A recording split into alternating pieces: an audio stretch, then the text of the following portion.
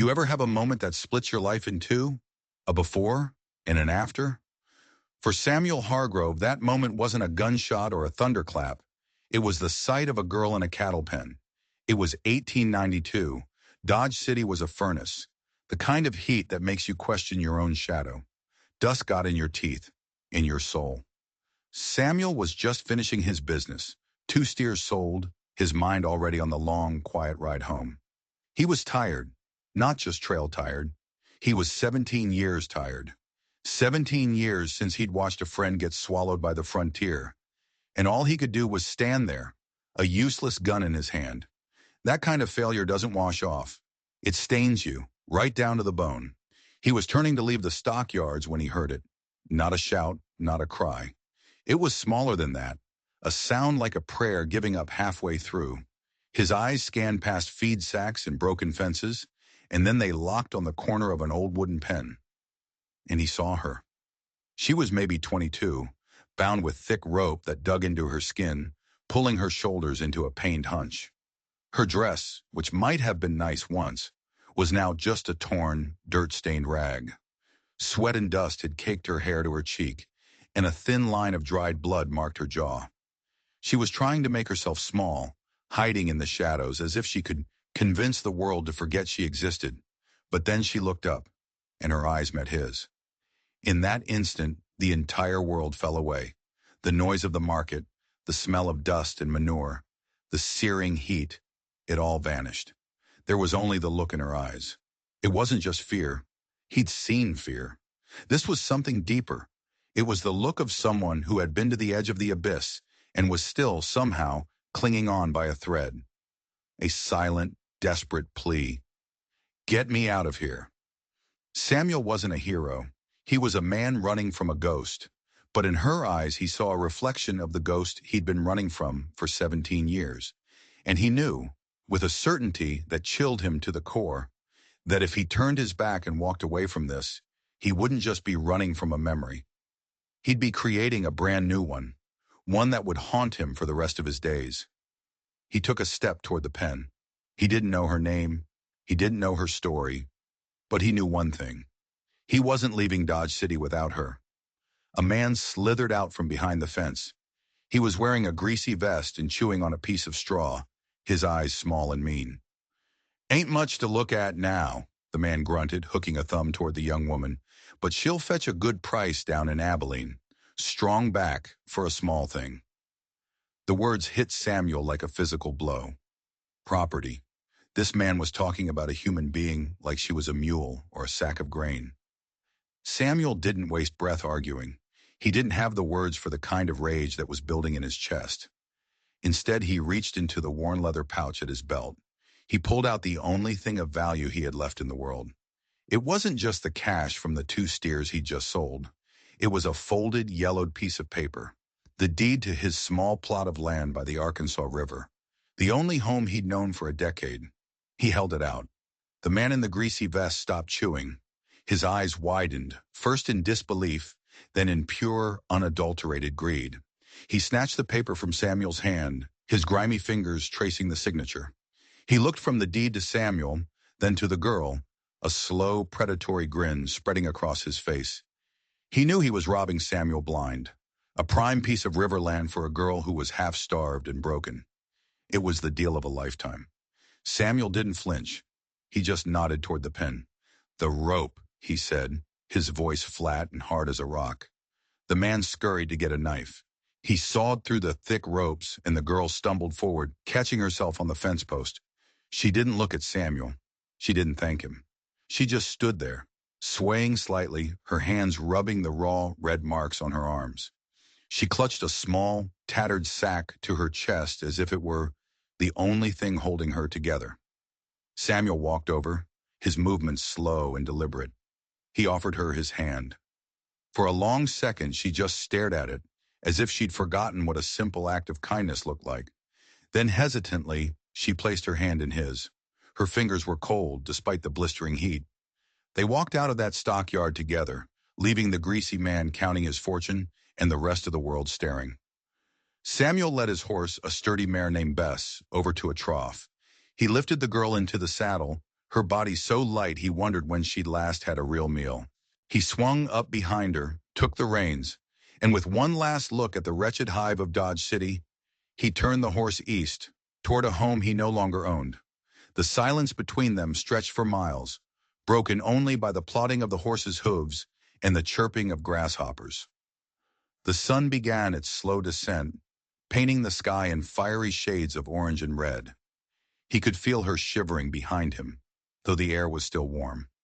Shock, he figured, or something worse. Finally, as the first stars began to prick the darkening sky, she spoke. Her voice was a fragile whisper, almost carried away by the wind. "My name is Evelyn," she said. "Samuel," he replied. Another mile passed. Then she spoke again. "They took our land, in Texas. My father, he made a bad deal. They came and took everything. Then they took me." She clutched the small sack in her lap even tighter. "This is all I have left of them." Samuel didn't press for more. He knew the stories. Desperate men made desperate promises, and vultures like the man in Dodge City were always there to pick the bones clean. "You're safe now," he said, the words feeling heavy and hollow in his own ears. It was a promise he'd failed to keep before. He prayed to a God he wasn't sure he believed in anymore, that this time would be different. They rode on, two strangers bound by a reckless act of defiance. Samuel had traded his past and his future for a single moment of redemption. But as the miles rolled by, a cold knot of dread began to form in his stomach. The man in the greasy vest was just a bottom feeder, a scavenger. But scavengers worked for bigger predators. He had bought Evelyn's freedom, but he had a terrible feeling that the real price was yet to be paid. And the man coming to collect would be far more dangerous than some two-bit slaver in a dusty stockyard. He was right. Trouble was coming, and it had a name. The cabin wasn't much, but it was his. Or it had been. A single room, a stone fireplace, and a sturdy roof. It was all he needed. When they arrived, the moon was high and bright, silvering the landscape. Evelyn slid off the horse, her legs so stiff she nearly collapsed. She still hadn't let go of that tattered sack. Samuel didn't ask what was in it. He just got her a ladle of fresh water from the well and pointed her toward the cabin. He'd sleep outside under the porch overhang. He gave her space, figuring she needed it more than anything else. He watched her disappear inside, the soft glow of a lantern soon appearing in the single window. He sat on the porch steps, the weight of the day settling on him. He'd acted on pure instinct, a gut reaction to an old wound. Now, in the cool quiet of the night, the consequences began to creep in. He had no land. He had a few dollars in his pocket, enough for a week's worth of supplies, maybe. And he had a young woman in his care who was clearly running from something terrible. He was so lost in thought that he almost missed it. A faint sound far down the dirt track that led to his property. The rhythmic thud of hoofbeats, not one horse, several, and they were moving fast. Samuel's hand went instinctively to the Winchester rifle leaning against the porch wall. His days as a cavalry scout had taught him to read the sounds of the night. This wasn't a neighbor paying a late visit. This was a hunting party. He stood up, melting into the shadows beside the cabin door, the cool metal of the rifle a familiar comfort in his hands. The hoofbeats grew louder, closer, until three riders burst into the moonlit clearing in front of his cabin. The man in the lead sat tall in his saddle, a silhouette of arrogant authority. Even in the dim light, Samuel recognized him. The face was older, etched with new lines of cruelty, but it was unmistakable. Virgil Crane. The name tasted like ash in Samuel's mouth. They had worn the same blue uniform, fought in the same forgotten battles. Samuel had once called him a brother. That was before the ambush, before Virgil had left him bleeding in a ditch, taking the company payroll, and vanishing into the wilderness. Samuel had heard whispers over the years. Virgil hadn't just deserted. He'd found a new, more profitable line of work. He'd learned it was easier to sell people than to save them. Virgil reined his horse to a stop just feet from the porch. His two men fanned out behind him, their hands resting on their holsters. Virgil's lips curled into a smile that didn't reach his cold, dead eyes. "Sam," he said, his voice a low, gravelly drawl. "It's been a long time. I see you're still collecting strays. You've got something that belongs to me." Samuel didn't move from the shadows. "She's not a something, Virgil." Virgil's eyes flickered toward the lit window of the cabin. The smile stayed fixed on his face. "Call it whatever you like. You bought damaged goods from one of my men in Dodge. I appreciate you settling his debt, but she's my property. I'm here to take her back." The word property hung in the air, thick and poisonous. Samuel felt a cold fury rise within him, a feeling he hadn't felt in 17 years. "Not while I'm breathing," he said, his voice dangerously quiet. For a long, tense moment, nobody moved. The only sound was the chirping of crickets and the nervous stomp of a horse. Then Virgil let out a low chuckle. It was a sound devoid of any humor. "Always the righteous one, weren't you, Sam?" he sneered. He turned his horse, his gaze sweeping over the small cabin, the well-kept yard. "Nice place you've got here. It'd be a real shame if something happened to it." He looked back over his shoulder, the moonlight glinting in his eyes. "You just made yourself a powerful enemy, old friend. I'll be back. And when I do, I'll take her, and I'll burn this place to the ground with you inside it." Samuel watched them ride off, their dark shapes swallowed by the night. He knew it wasn't an empty threat. Virgil Crane was a man who enjoyed keeping his promises, especially the cruel ones. He heard a small gasp from the doorway. He turned to see Evelyn standing there, her face pale as a ghost in the lantern light. She had heard every word. The look in her eyes wasn't just fear anymore. It was terror. The monster she had been running from had found her. But then Samuel saw something else flicker in her eyes, something he hadn't seen before. A spark, a tiny defiant ember glowing in the darkness. She pulled the tattered sack closer to her chest.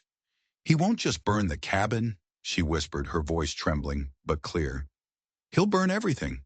He can't let me go." "Why?" Samuel asked, his grip tightening on the Winchester. "What does he want with you?" Evelyn finally looked down at the sack in her hands, as if seeing it for the first time. With trembling fingers, she loosened the drawstring and turned it upside down. It wasn't filled with trinkets or family heirlooms. Out onto the rough wooden planks of the porch spilled a small, leather-bound book, a ledger, and tucked inside its pages was a folded oilskin map. "It's not me he wants," she said, looking up at Samuel, the ember in her eyes now a burning flame. "It's this.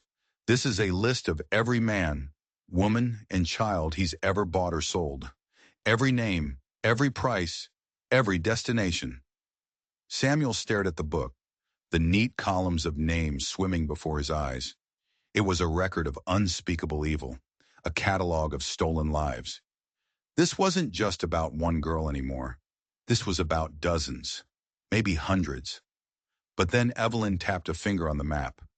"And this," she said, her voice dropping to a conspiratorial whisper, "is where he keeps his money.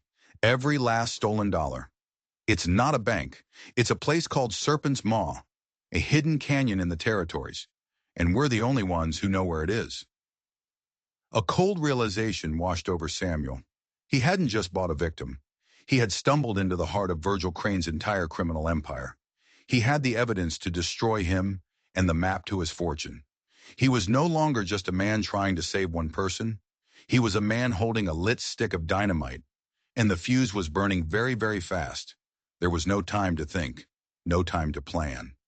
Virgil would be back, and he wouldn't come alone next time. Samuel knew they had to run. "Now.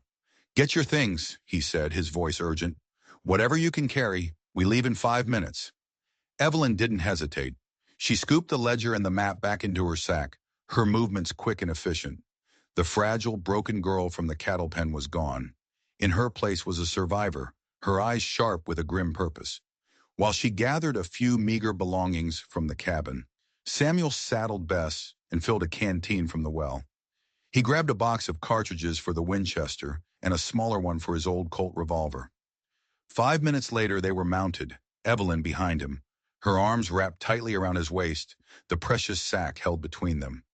They didn't look back at the small cabin, the only home Samuel had known. It was already a ghost, a memory of a life that had ended the moment he saw a girl in a pen. They rode hard, pushing Bess through the night, sticking to the shadows of the riverbank trees. Samuel's mind raced. The map was their only hope. Serpent's Maw. He'd never heard of it, but the territories were vast and wild, filled with hidden places. If they could get there, maybe, just maybe, they could use Virgil's own greed against him. It was a long shot, a desperate gamble, but it was the only one they had. They rode for 2 days straight, stopping only for brief rests to water the horse and chew on strips of dried beef. The landscape shifted from the gentle rolling plains to the rugged, broken country of the territories. The air grew hotter, the sun more relentless. On the third day, as they navigated a narrow winding canyon with high red walls, Samuel felt a familiar prickle on the back of his neck. The scout's instinct. They were being watched. He pulled Bess to a halt, his eyes scanning the rocky ridges above them. The canyon was silent, too silent. No birds, no insects, just the sound of their own breathing and the soft sigh of the wind. "What is it?" Evelyn whispered, her voice tight with anxiety. "Trouble," Samuel said softly. "Get down, slowly." He slid from the saddle, pulling the Winchester free. Evelyn followed, her feet landing silently in the dust. He motioned for her to stay behind the horse. He could see them now, just glimpses. The glint of a rifle barrel on the ridge to his left, a shadow moving among the rocks on his right. They were boxed in. It was a classic ambush, the kind he and Virgil used to set for others. A voice echoed down from the canyon walls, dripping with smug satisfaction. It was one of Virgil's men. "Nowhere to run, old man. The boss wants the girl in the book. Give him up, and he might let you walk away." Samuel didn't bother to reply. He knew it was a lie. Virgil didn't leave witnesses. He raised the Winchester, sighting in on the glint of the rifle barrel. He squeezed the trigger. The shot cracked through the silence, echoing like a thunderclap. The glint vanished, followed by a curse and the clatter of a rifle falling on rock. That was the signal. Gunfire erupted from both sides of the ridge. Bullets whined past them, chipping fragments of rock from the canyon walls. Bess screamed in terror and reared up, breaking free from Samuel's grasp and galloping madly back the way they had come. They were exposed, trapped. "This way!" Samuel yelled, grabbing Evelyn's arm and pulling her toward a cluster of boulders that offered some meager cover.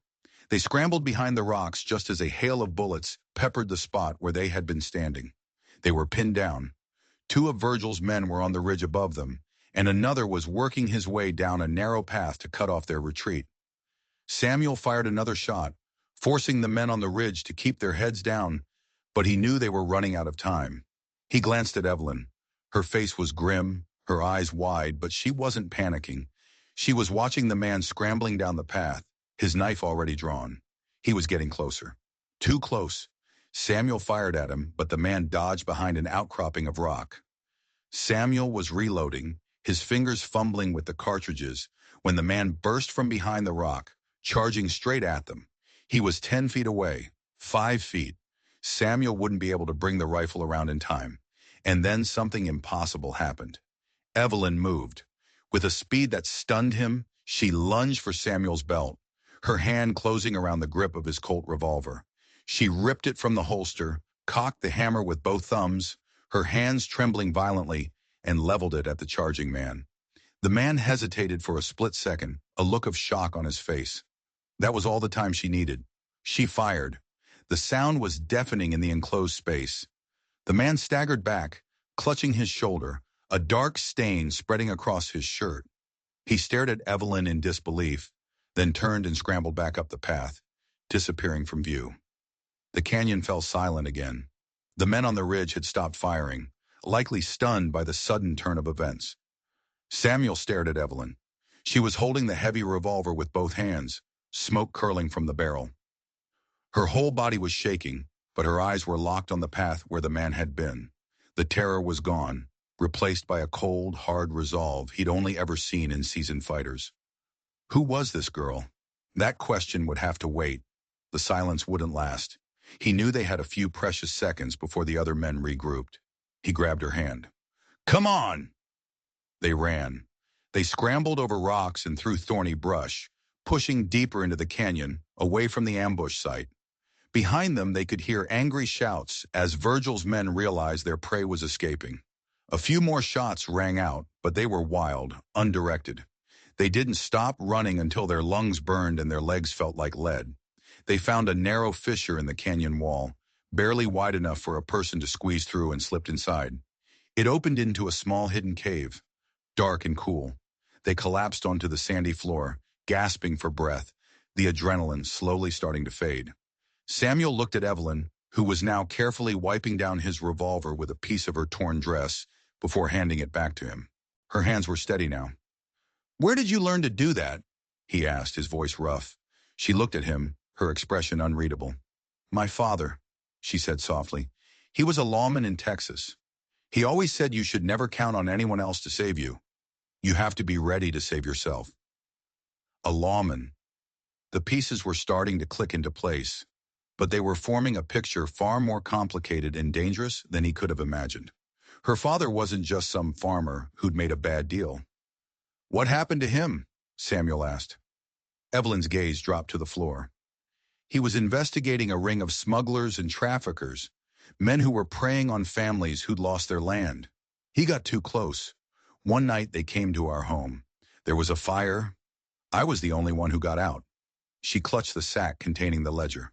"They thought everything burned. They didn't know he kept a second copy of his records.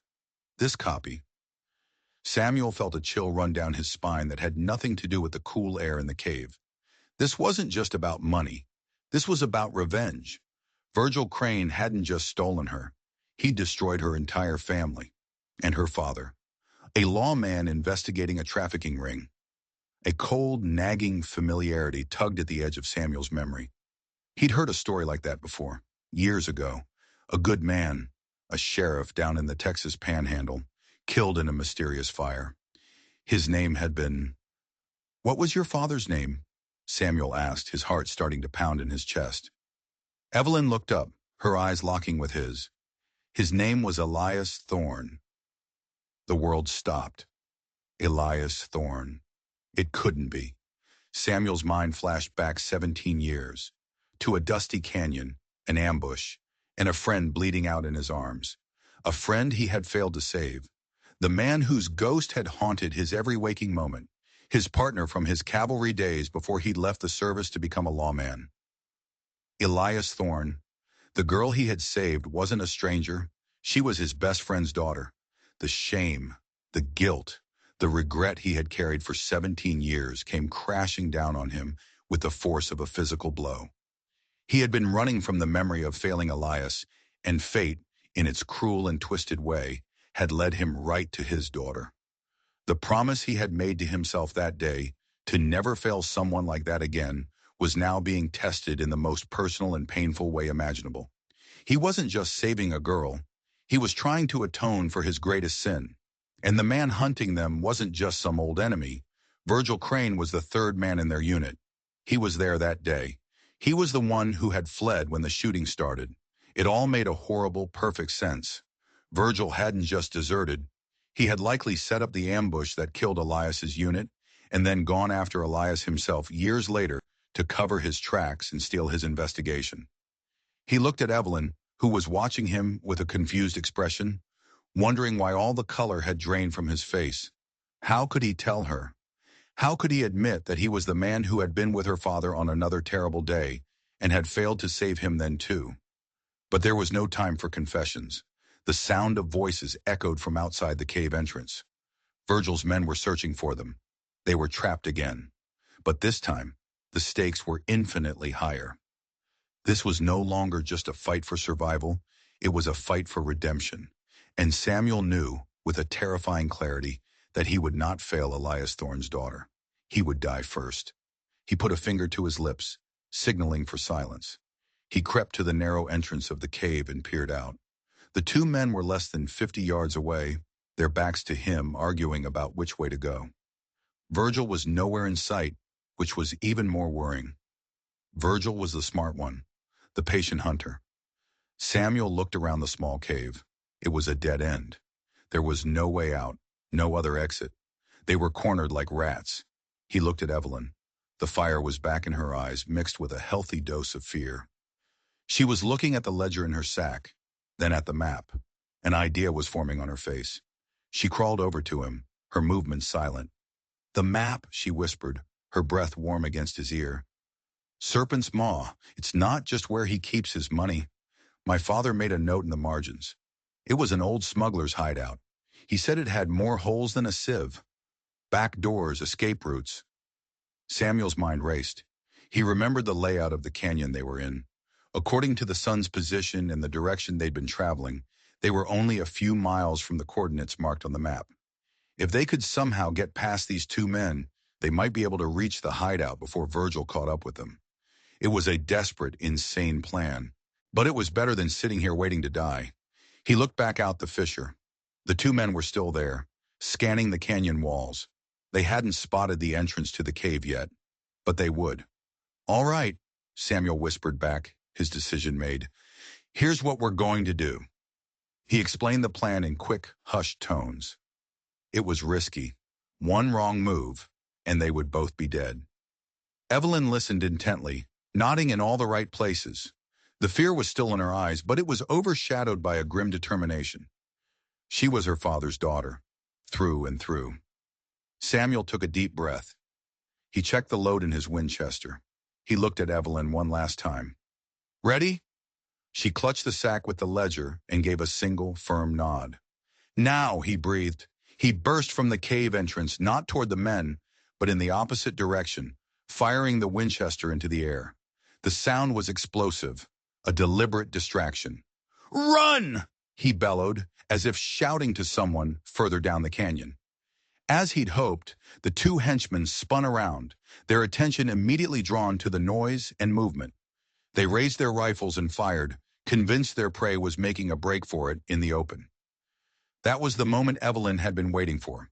She slipped out of the cave, silent as a cat, and darted in the other direction, keeping low behind the line of boulders they had used for cover earlier. She was small and fast, a fleeting shadow against the red rock. Samuel, meanwhile, was already diving behind another outcropping, the henchman's bullets kicking up dust around him. He had made himself the target, drawing all the fire. He returned a few shots of his own, not aiming to kill, but to keep them pinned down, to buy Evelyn as much time as possible. The firefight was loud and chaotic. Bullets ricocheted off the canyon walls with angry whines. Samuel was a seasoned fighter, and he used the terrain to his advantage, moving from cover to cover, making it seem like they were facing more than just one man. He could hear them shouting in frustration, unable to get a clear shot. He risked a quick glance in the direction Evelyn had gone. She was gone. She had made it. Stage 1 of the plan was a success. Now for stage 2, his own escape. He waited for a lull in the shooting as the men reloaded. He took his chance. He broke cover and sprinted, not after Evelyn, but up a steep, rocky incline on the side of the canyon. It was a treacherous climb, offering little cover, but it was the one place they wouldn't expect him to go. They saw him immediately and opened fire again. He felt a searing pain in his left arm as a bullet grazed him, but he didn't stop. Adrenaline coursed through him, numbing the pain. He clawed his way up the rock face, loose scree tumbling down behind him. He reached a narrow ledge just as the men below started to climb after him. He was trapped again, but he had bought Evelyn precious minutes. He hoped it was enough. He turned, leveling the Winchester at the men scrambling up the incline below. "That's far enough," he called out, his voice echoing in the canyon. The lead man, the one Evelyn had shot earlier, just grinned, his shoulder bandaged with a crude-looking rag. "It's over, old man. There's 2 of us and 1 of you. The boss will pay us double for bringing you in alive." "Virgil isn't your boss anymore," Samuel said, his voice steady. "He's a dead man walking." The man's grin faltered. "What's that supposed to mean?" "The girl," Samuel said, letting a small, grim smile touch his own lips. "You think she was just running? She's on her way to Fort Grant with the evidence to hang every last one of you. The army will be here by morning." It was a bluff, a complete and utter lie, but he delivered it with the conviction of a preacher. He saw the flicker of doubt in the men's eyes. They knew about the ledger. They knew what it could do. The idea that the army could be on its way was enough to make them pause. And in the West, a moment's hesitation can be fatal. In that instant of doubt, Samuel saw his opening. He wasn't aiming at the men. He fired at the rock face just above them. The bullet struck a section of loose, unstable shale. With a deep groan, a cascade of rocks and dust broke free, thundering down the incline. The men shouted in alarm, trying to scramble out of the way, but it was too late.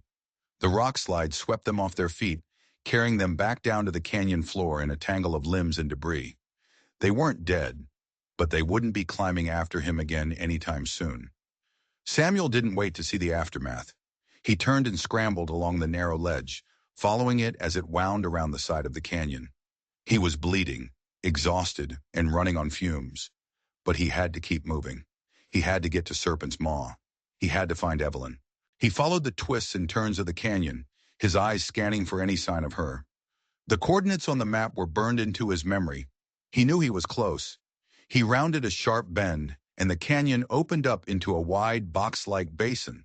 In the center of the far wall was a dark, gaping fissure in the rock, shaped uncannily like the open mouth of a snake. Serpent's Maw. He saw her then. She was huddled near the entrance, waving frantically for him to hurry. He half ran, half stumbled the last 100 yards, his wounded arm screaming in protest. "They're coming," she said, her voice breathy with panic. "I saw him. Virgil. He's on the ridge, coming down the other side." Samuel glanced up. She was right. He could see a lone figure on horseback, slowly and deliberately making his way down a switchback trail on the far side of the basin. Virgil wasn't rushing. He knew he had them trapped. "Inside now," Samuel ordered, pushing Evelyn toward the dark entrance. They plunged into the fissure, the sudden coolness a relief from the oppressive heat. The cave was larger than he expected, a winding tunnel that led deep into the rock. It was pitch black. Samuel fumbled in his saddlebag, which he'd managed to keep, and pulled out a match and a small nub of a candle. The flickering light revealed a network of intersecting tunnels. Elias Thorne was right. This place was a maze. "Which way?" he asked, looking at Evelyn. She was studying the map under the candlelight. "My father's notes. He says to follow the sound of water. There's an underground river. It leads to an exit on the other side of the mountain." They fell silent, listening, and then they heard it, faint but unmistakable, the gentle, gurgling sound of running water. It was coming from the tunnel to their left, but they heard another sound too, the crunch of boots on gravel coming from the entrance behind them, and a familiar, chilling voice that echoed through the caves. "Sam, you can't run forever. I know this place better than you do. I built it." It was Virgil. He was inside. The hunter had followed them into the labyrinth. The game of cat and mouse had begun. They moved as quickly and quietly as they could, the candlelight throwing long, dancing shadows on the damp rock walls. The sound of the water grew stronger, a promising guide in the oppressive darkness. But Virgil's footsteps were always there, sometimes seeming to come from behind, sometimes from a parallel tunnel.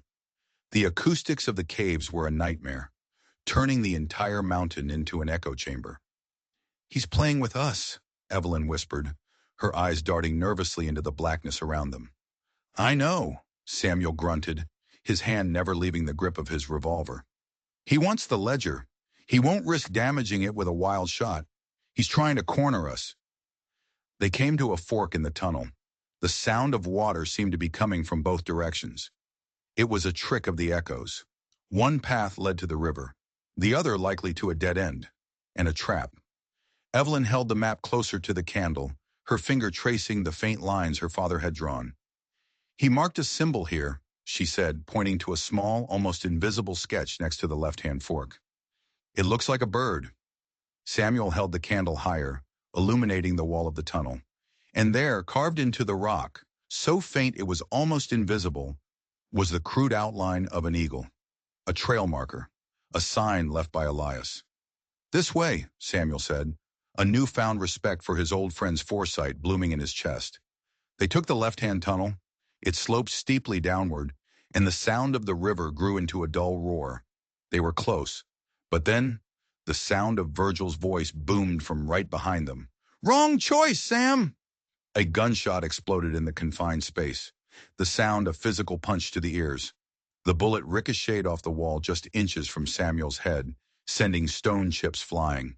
The candle was knocked from his hand, and the world was plunged into absolute terrifying darkness.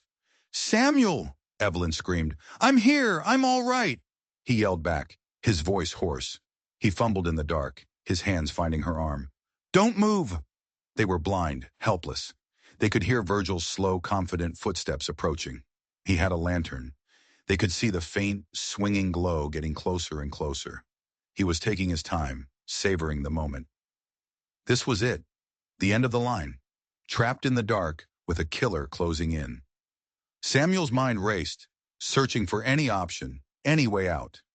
His hand brushed against the rough canvas of his saddlebag. The cartridges, the extra revolver, and something else. A small oilskin pouch. He remembered what it was. A signal flare. A relic from his army days. He always carried one, more out of habit than anything else. He'd never used it. He had one chance.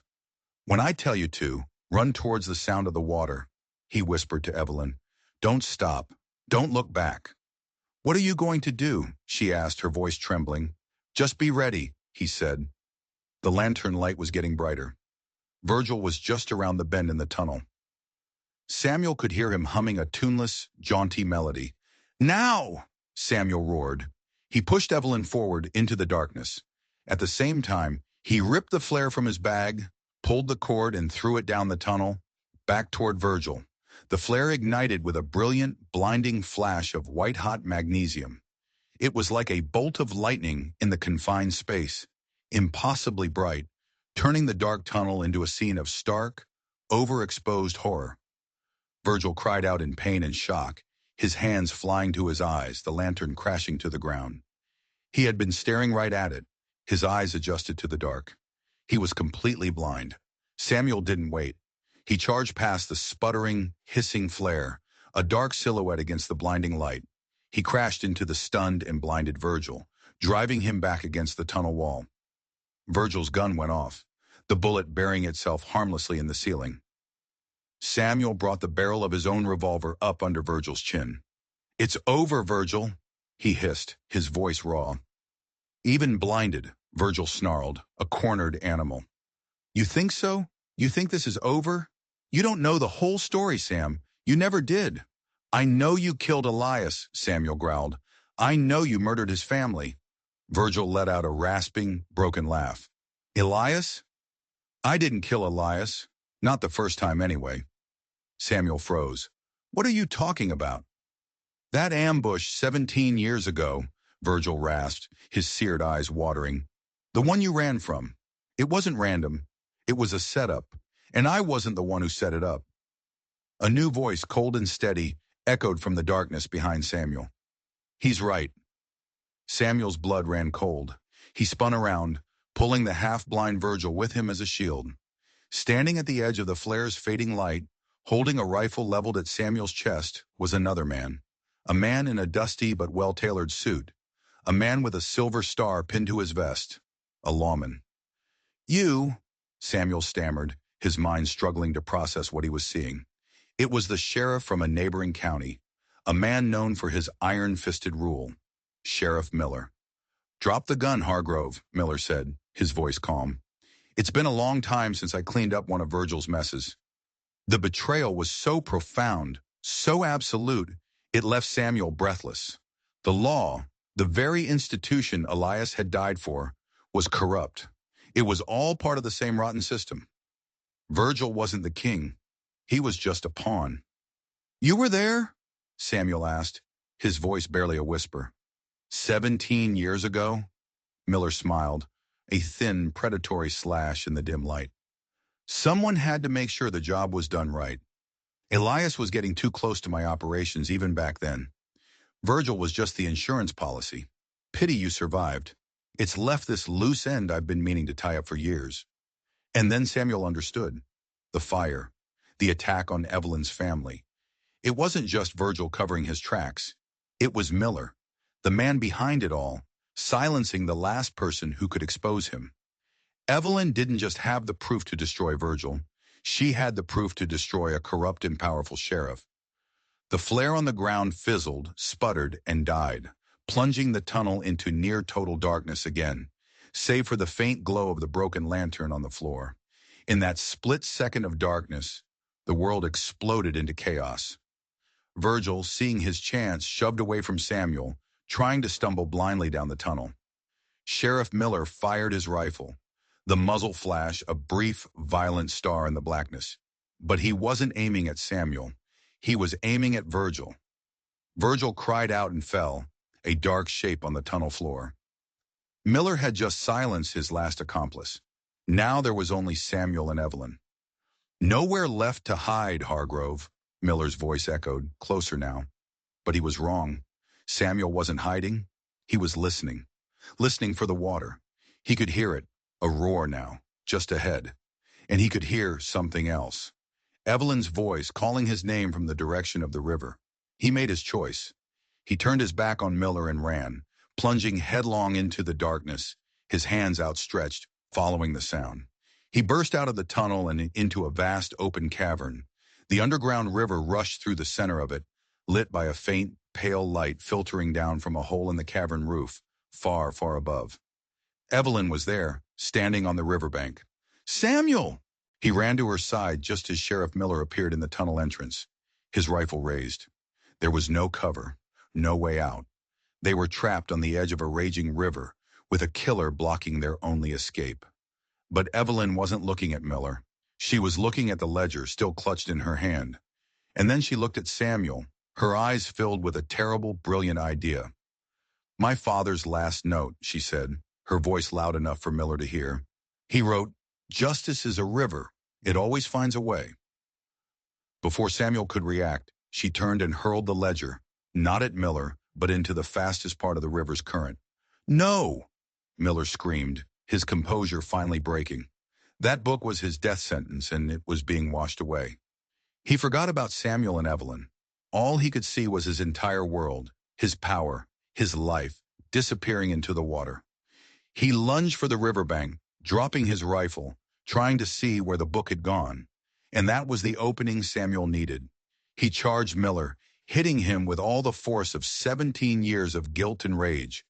They crashed to the ground, a desperate, scrambling fight on the edge of the roaring water. Miller was strong, but Samuel was fueled by something more than strength. He was fueled by purpose. He was fighting for Elias. He was fighting for Evelyn. He was fighting for every soul whose name was written in that ledger. They rolled over and over, punches landing with sickening thuds. The world was a blur of darkness, spray from the river, and flashes of pain. Finally, Samuel got the upper hand. He pinned Miller to the ground, his hands on the sheriff's throat. But he didn't squeeze. He looked up and saw Evelyn watching them, her face pale but resolute. He saw Elias's face in hers, and he knew that killing this man, even a man who deserved it, wasn't the answer. That wasn't justice. That was just more bloodshed. He hauled Miller to his feet, pulling his hands behind his back. "It's over," Samuel said, his voice ragged. Miller just laughed, a broken, gurgling sound. "You think so? The book is gone. It's your word against mine. Who do you think they'll believe?" "They'll believe me," a new voice said. From the tunnel leading back to Serpent's Maw, a figure emerged, a young man wearing the badge of a U.S. Marshal, and behind him were half a dozen more, all armed, their lanterns flooding the cavern with light. The young marshal looked at the ledger floating in a nearby eddy, where it had snagged on a rock. He waded into the shallow water and retrieved it, the pages soaked but the ink still legible. He looked from the book to Miller, then to Samuel. "We got a tip from a telegraph operator in the next town over," the marshal said. "A young woman sent a wire, said her name was Evelyn Thorne, said she had proof that Sheriff Miller was the head of a trafficking ring and that he was trying to kill her at a place called Serpent's Maw. She even included the coordinates from a map." Samuel looked at Evelyn, stunned. While he had been leading the henchmen on a chase, she must have found a way out, found a town, sent the message, and then come back for him. She hadn't just been running. She had been laying a trap of her own. Sheriff Miller's face went white. He was finished. It was finally, truly over. The aftermath was a blur. The marshals took Miller and the wounded henchman into custody. Virgil Crane's body was recovered from the tunnel. The ledger, though water damaged, provided everything the authorities needed. It set off a firestorm that cleansed the corruption from 3 territories. Dozens of people were arrested, and hundreds more, the names in the book, were finally accounted for, their families given answers, their stories finally told.